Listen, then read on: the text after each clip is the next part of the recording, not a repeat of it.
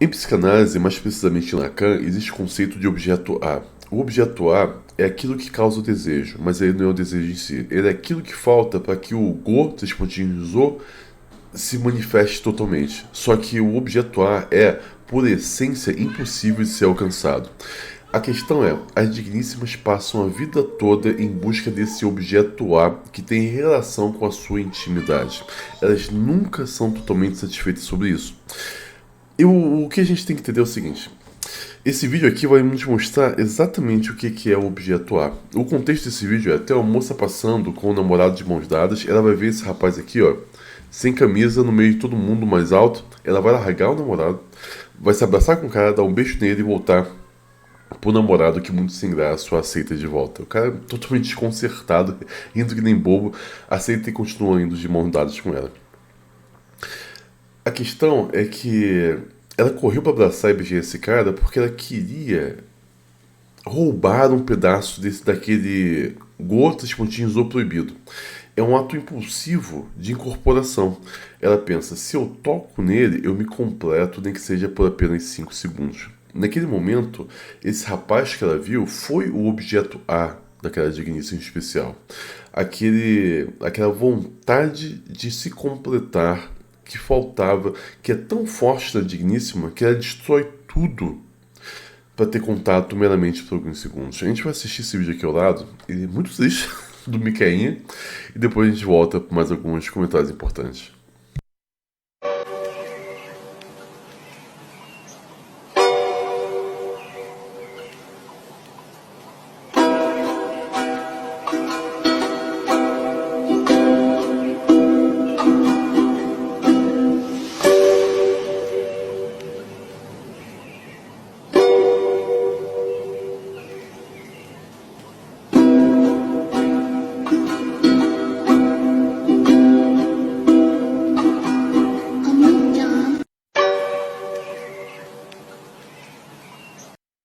O pior é que isso aqui a gente vai rir, a gente vai zoar, mas isso aqui é muito mais comum do que a gente imagina. No fundo, para a grande maioria, sem uma redundância, mas para a grande maioria das digníssimas, esse aqui é o padrão perfeito de relacionamento. Porque o cérebro das digníssimas se adaptou a reconhecer a melhor genética, os melhores genes.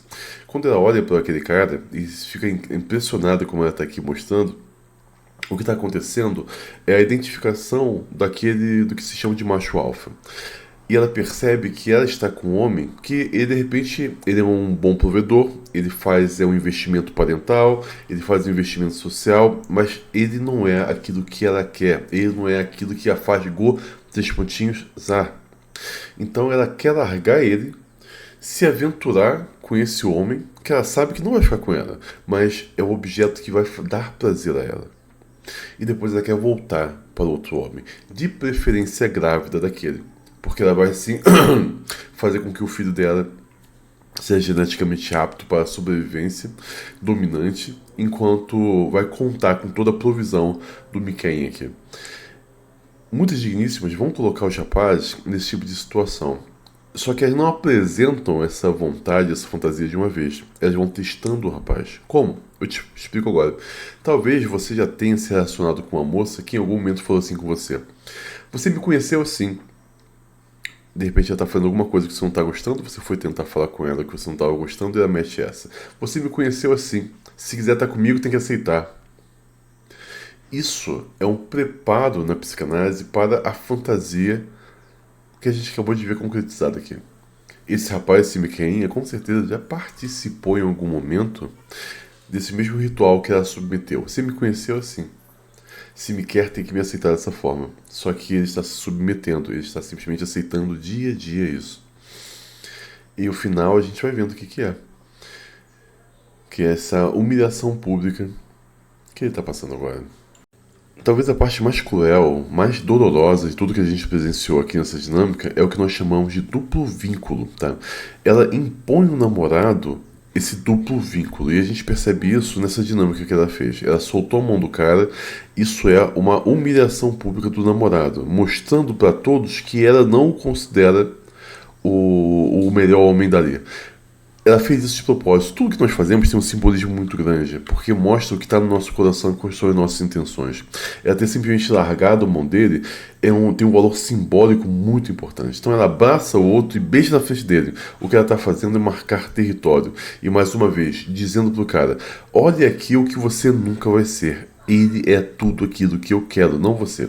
E quando ela volta rindo e pega a mão no cara de novo, basicamente ela fala assim, relaxa amor, foi só uma brincadeira. Você continua sendo meu provedor beta seguro. É a estratégia perfeita isso.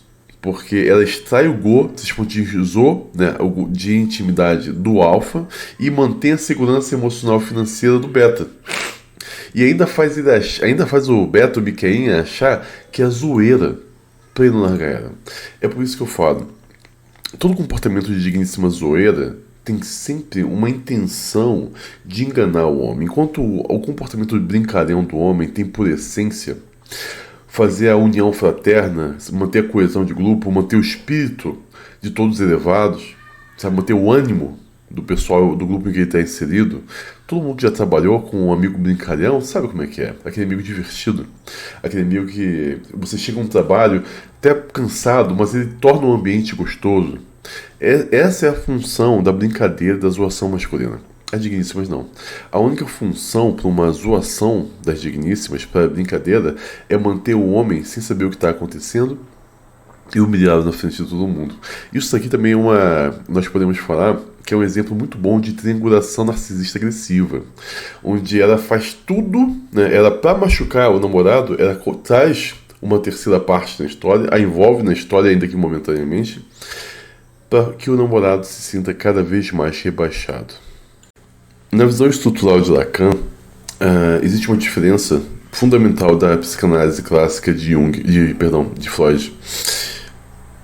A digníssima, ela sabe, segundo Lacan, que ela não tem o falo, né, o órgão masculino. Ela não tem o falo. E ela aceita isso. Enquanto o homem pensa que tem o falo. E ele passa a vida toda tentando se provar ter o falo. Por perceber que ela não tem o falo, afinal de contas, a própria estrutura física da digníssima, naquele momento, na parte, né, é uma cavidade, é um orifício, é um vazio. Ela sabe que nunca vai conseguir ter o falo. Então ela tenta ser o falo do homem. Ela tenta ser o objeto pelo qual o homem vai usar para provar que tem um falo. E ela vai fazer de tudo para ser o objeto de desejo do homem. Por isso que nós falamos que o prazer de uma digníssima é o prazer do outro. A digníssima, ela só consegue ter prazer ao perceber o prazer que o homem tem com ela, porque isso a faz se sentir poderosa. Nesta visão, ela tem uma importância tamanha na vida masculina que ela se percebe como a única forma do homem conseguir ter prazer e se sentir completo. Acho que muitas vezes a gente não consegue perceber a magnitude dessa afirmação e desse conceito. As digníssimas se acham tão poderosas, e é por isso que ela não gosta que o homem tenha prazer em mais nada na vida, que ela quer ser a única fonte de prazer masculino. E de fato muitas se tornam. Esse processo que esse rapaz de bobo, esse Miqueinha passou aqui, é justamente isso que a gente está conversando. Ela representa algo tão importante na vida dele que ele está disposto a se submeter a qualquer humilhação pública como uma forma de não perder em sua vida. E as digníssimas sabem disso. E elas vão fazer isso sem a menor dor na consciência. Quando uma digníssima percebe que você não vive sem ela, ela vai fazer de tudo para te humilhar, para te enganar, para te submeter. E ela vai ser o seu falo. E caso você pense em acabar, você não vai pensar, mas caso você pense, você vai perceber que a sua vida simplesmente não faz mais sentido sem ela.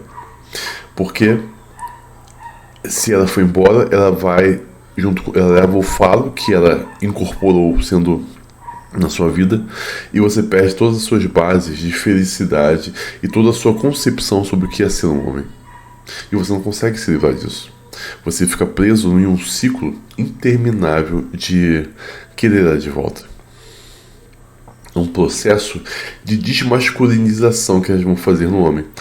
Geralmente as digníssimas, principalmente as Narci, né, 3 pontinhos zistas, e as Border, 3 pontinhos line, elas se apaixonam.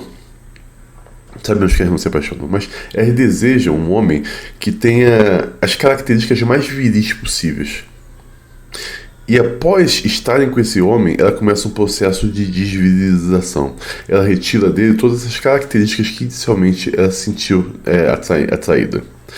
Ela vai retirando parte por parte e o homem fica sem nada. E toda a identidade do homem vai ser meramente tê-la na vida dele, não ser mais alguma coisa.